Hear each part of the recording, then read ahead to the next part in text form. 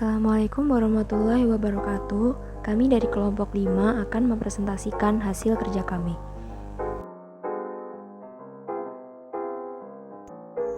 Nama saya Maulia Reza.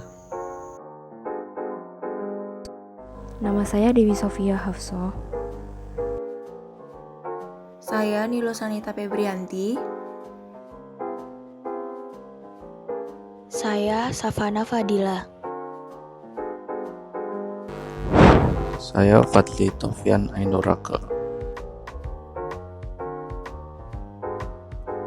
Transisi dari tahap ideate ke tahap prototype berfungsi untuk menghindari kehilangan semua potensi inovasi yang baru saja dihasilkan melalui ideasi. Maka dari itu, direkomendasikan suatu proses seleksi yang dipertimbangkan terlebih dahulu.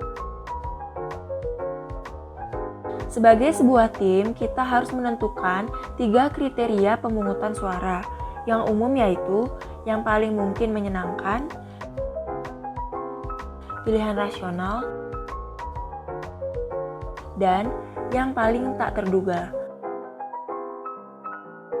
Ketiganya tergolong sebagai kriteria potensial, tetapi semua kriteria tersebut benar-benar bebas sesuai keinginan desainer. Untuk memberikan suara pada 3 ide berbeda yang dihasilkan tim selama brainstorming, pilih 2 atau 3 ide yang menerima suara terbanyak ke dalam prototipe. Cara ini dapat mempertahankan potensi inovasi dan membawa banyak ide ke pendekatan yang lebih dekat dengan pengguna. Mode prototype adalah sampel awal, model, atau rilis yang dimaksudkan untuk menjawab pertanyaan yang membuat kita lebih dekat dengan solusi akhir.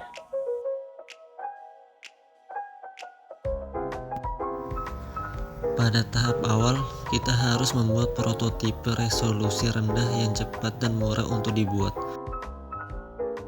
tetapi dapat memperoleh umpan balik yang berguna dari pengguna. Pada tahap selanjutnya, prototipe dan pertanyaan yang muncul menjadi lebih halus. Prototipe dapat berupa apa saja yang berinteraksi dengan pengguna, mulai dari post-it note, gadget, aktivitas permain peran,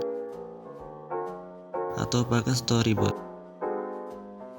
Aktivitas permain peran lebih baik daripada skenario melalui storyboard karena memungkinkan untuk memunculkan lebih banyak emosi dan tanggapan dari pengguna. Tahap prototipe ada untuk mencari dan memecahkan masalah, tempat untuk berpikir dan untuk berkomunikasi. Jika sebuah gambar bernilai ribuan kata,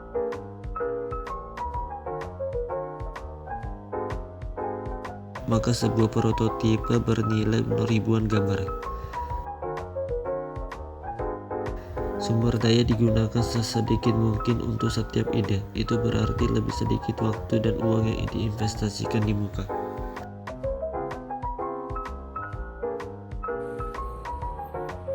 Untuk mengelola proses pembangunan sebuah solusi, mengidentifikasi variabel akan mendorong kita untuk memecah masalah besar menjadi beberapa potongan yang lebih kecil dan dapat diuji.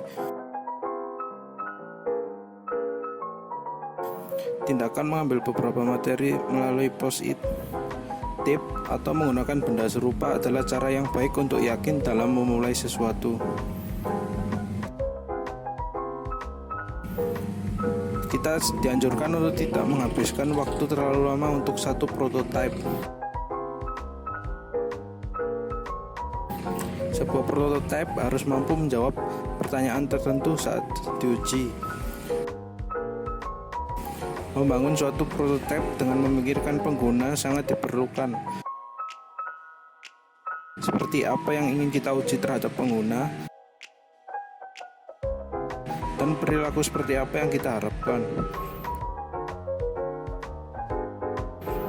Menjawab pertanyaan-pertanyaan ini akan membantu memfokuskan prototipe kita dan membantu menerima umpan balik dari pengguna yang sangat berarti dalam fase pengujian.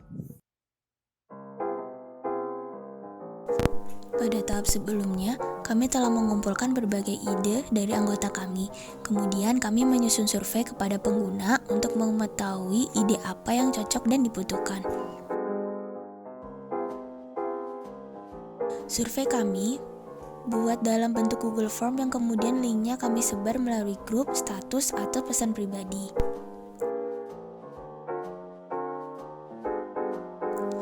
Survei tersebut mayoritas ditanggapi oleh kalangan berusia 17-22 tahun, dan sebanyak 16% responden menyatakan tidak suka mengkonsumsi madu. Semua orang yang menanggapi survei tersebut menyadari bahwa madu memiliki manfaat yang besar dan beragam.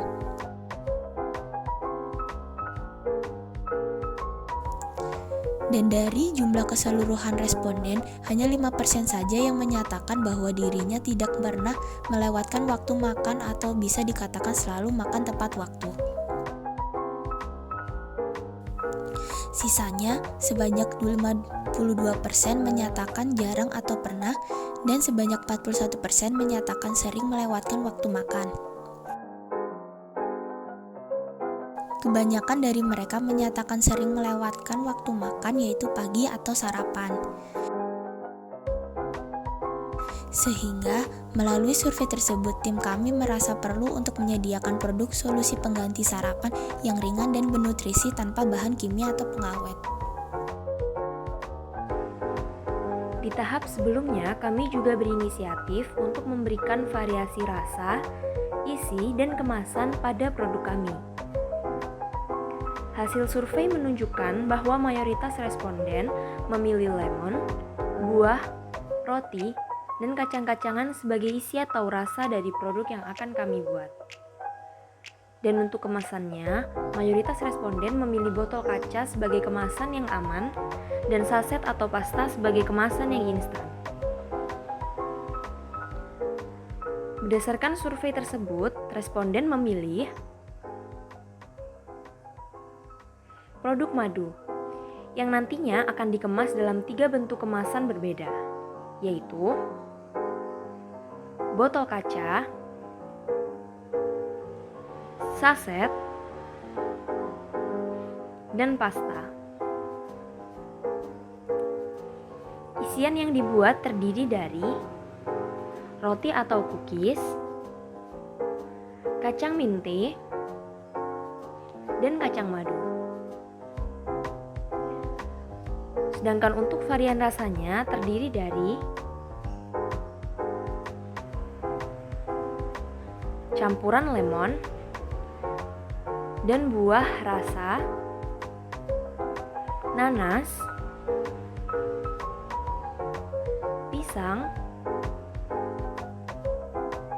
dan apel. Rasa tersebut juga bisa dikembangkan dalam bentuk cookies berbentuk kotak-kotak kecil agar madu yang dikonsumsi memiliki tekstur dan mengenyangkan.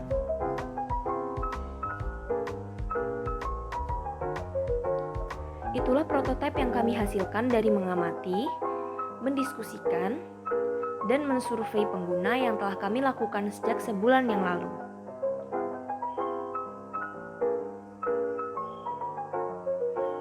Prototipe ini akan berkembang menuju tahap tes untuk menguji keberhasilannya. Sekian itu dari kelompok kami, maaf jika terdapat kekurangan. Wassalamualaikum warahmatullahi wabarakatuh.